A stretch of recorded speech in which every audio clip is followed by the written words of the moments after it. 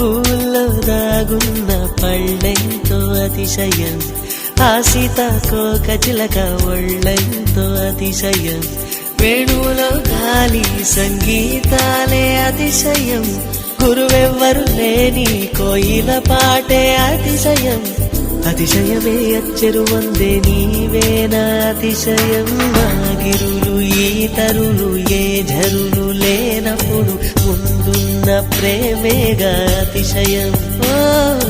16 ప్రయాణ పరువల్లో అందరికీ పుట్టేటి ప్రేమేగా అతిశయం.